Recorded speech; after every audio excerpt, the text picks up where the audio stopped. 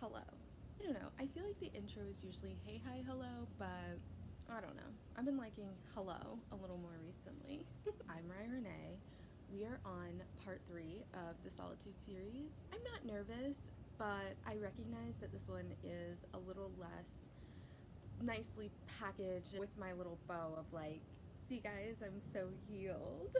This topic of remembering without resentment has been new for me. I really been thinking of people from my past a lot this week. It hasn't been sad and it hasn't been upsetting, but it has been something that the more these people cross my mind, the more I'm like, okay, I clearly need to reflect on this in some way. By the way, I will eventually be cleaning up my backyard because I recognize that despite the fact the rest of my back porch is beautiful with plants, you only see the ugly category. You only see the ugly corner because the lighting is the best. So I need to do something because literally you see one ugly neglected wall of my porch. Isn't that funny? Okay, enough yapping. It's really hot out. We gotta move, girl. Today I want to talk about how in silence and in solitude I have been able to think about, remember, replay conversations in my head without resentment. And it's been like a couple of things recently that I have been really focusing on to allow myself to kind of like process forward. The first being, you can always reach out because you can. Hey, Khadijah. Shout out to Khadijah Imbo for you can always change your mind because you can. In the past, when I would end friendships, I was definitely one of those people who would be like, and I've said this to someone before, and it haunts me. And it's something that I've worked really hard to like never say since then because of saying this to someone. But I would be the person that would tell you, like, don't ever reach out to me again. Do not ever contact me. But after doing that, while it felt very righteous and great in the moment, it's more from the perspective of every time I remember this person, every time I think about this person, I remember that I so aggressively was like, we can never communicate ever again. Like, I don't know, there's just something about it that feels so like, I don't know, that just felt a little extreme, girl. Like, the friendship was kind of ending anyways. I'm not sure either one of us ever plan to reach out to each other again. So to be like, don't ever contact me again, it's like, I don't know, it just doesn't sit as great with me.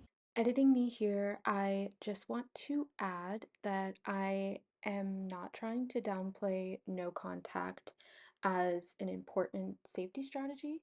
I just am not referring to that specifically and trying not to talk about mental health topics since I'm not a therapist. This is just a reflection on how I feel like I poorly handled the ending of that particular friendship. All right, onward. And sort of as that feeling of like, you don't have to never talk to them again has come out, the most recent friends that, okay, I'm not gonna play with you, I did block them. When I did block, I only blocked because I said to myself out loud, you can reach out to any of these people whenever you want because you can. It is not gonna be an argument. I truly believe that if I reached out to any of the people that I blocked, it would be all love. It would be all love for me. I think it would be accepted from them. I knew that I wasn't blocking anyone because we were fighting, because I didn't like them, because I wanted to send a message. I blocked with the intention of you need some time by yourself. You need some time to really sit with yourself because right now you are by yourself, but your thoughts are with all these other people who you are not surrounded by right now. You need some time by yourself, for your thoughts. Hey, get away from the shed. For your thoughts to be on you.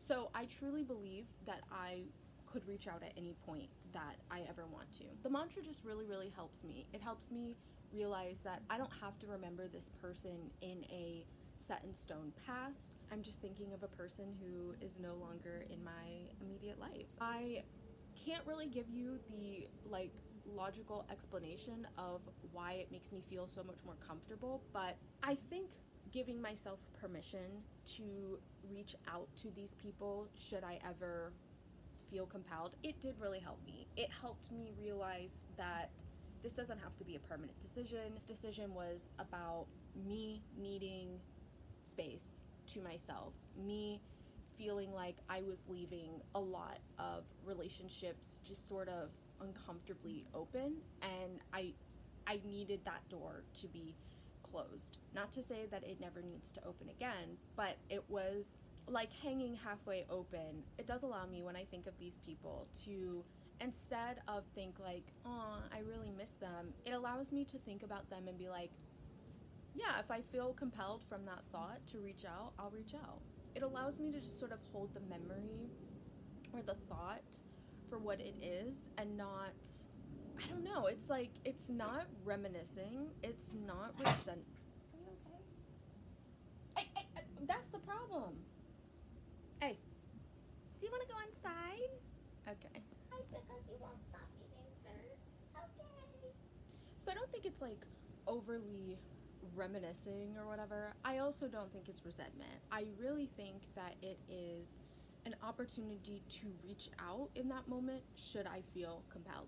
Hey, you crossed my mind, you've been on my mind for quite some time. I just wanted to reach out and extend moving forward should I feel like that, right? Having this like kind of pre-ready script, if you know, you know, has really helped me prepare myself of like, okay, if I think of these people and the thought crosses my mind, I already know how I sort of want to handle myself in these moments, or I already know what I can tell myself to like ask myself if I'm actually ready to reach out, or is this just a thought that's crossing my mind? It really gave me the courage to take the space that I needed, because I told myself, this isn't an argument, this isn't petty, this isn't an I'll show them, this isn't anything other than like, these relationships are consuming you right now in a way that they never have before, in a way that isn't healthy for anyone, and is a way that I don't even think these people would want me to be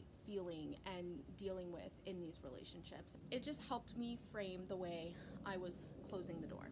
The second part to all of this, when I am remembering people or people are crossing my mind, is that I intentionally out loud wish them well.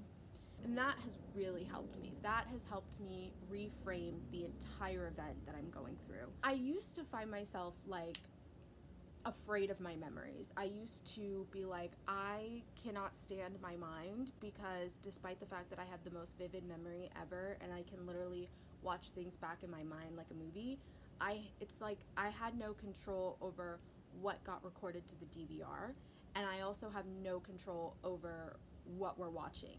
I just get to sit and watch it, and it just used to like overwhelm me. Brain is so multi-connected, it's not linear, it's almost like a honeycomb where one thought can connect to so many different things that can like take their own pathways. So there's no controlling what you remember, and there's no controlling why you remember it, there's no controlling what triggers the memory, there's no controlling of it, right? It could be the simplest thing, sound, smell, all of your senses can trigger a memory that you never even knew you still had, right? As I was like trying to figure out like, how do I not, I mean, I'm telling you, memories used to, and they still do depending on what they are, but because I didn't have something like positive to say to like wrap up the whole event, there are times where I'll be doing something and I'll have a memory and it feels like I just got punched in the gut. Like it is like a physical reaction that drains you. And for a really long time, it's like that was the only like physical thing. And then I would like think in my head, and I would be really in my head. And in my head, I would be like, you're having a flashback, like just chill. You need to relax. Like you need to come out of it. Come above the water, girl. You're like below the mental riptide right now. Like get up, girl. Like sit there for a second, recollect yourself, and get up. That used to be my like event. Now, at least with friends, I will tell myself like, aw, okay, I'm just like remembering you. Like, I wish the best for you. So that it doesn't feel like a flashback. It doesn't have to feel like a whole flashback event. It's literally just, I'm thinking about the people that have touched my life. That's it. And that's a really sweet thing.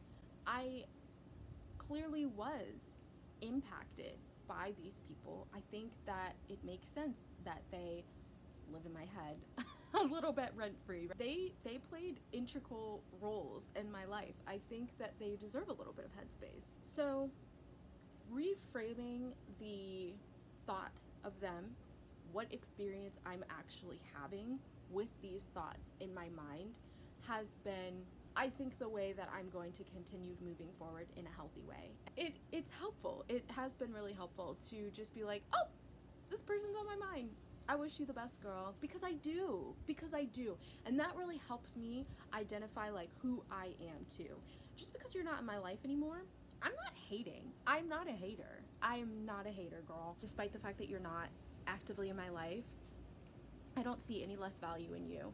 I still care for you. I still wish you the best because that's just who I am. I think that this is a really good stopping place. If you made it this far, please leave me a little sparkly emoji, and I will catch you in the next one.